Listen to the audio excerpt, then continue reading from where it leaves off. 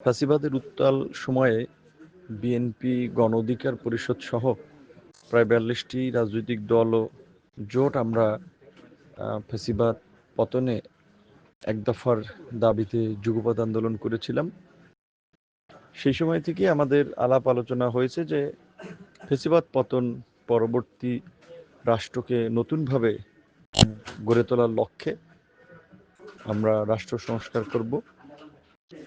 সেই লক্ষ্যে আমরা যারা আন্দোলন করছি, যুগপৎ আন্দোলন, তারা একসাথে নির্বাচন এবং একসাথে আগামীতে জাতীয় সরকার করব।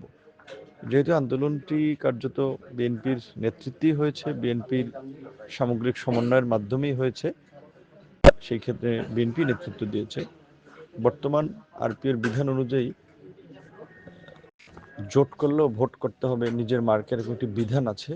তো স্বাভাবিকভাবেই সব এলাকায় হয়তো সব মার্কা নিয়ে সবাই জয়লাভ করতে পারবে না, যে কারণে আমাদের যুগপৎ আন্দোলনের শরিকদের অনেকেই নির্বাচনে জেতার কৌশল হিসেবে তারা বিএনপির প্রাথমিক সদস্য পদ নিয়ে ধানের শীষে নির্বাচন করছে।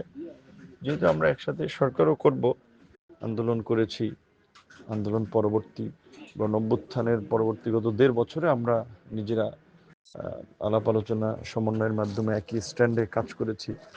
সেক্ষেত্রে আমরা আমাদের সাধারণ সম্পাদক রাশেদ খান ঝিনাইদহ ৪ থেকে নির্বাচন করছে, সেখানে নির্বাচনে জয়লাভের কৌশলের জন্য আমরা তাকে দল থেকে এটা অনুমতি দিয়েছি, সে ধানের শীষে নির্বাচন করবে এবং সে গণ অধিকার পরিষদের পদ থেকে রিজাইন করবে এবং আমরা খুব শীঘ্রই একজনকে ভারপ্রাপ্ত দায়িত্ব দেব।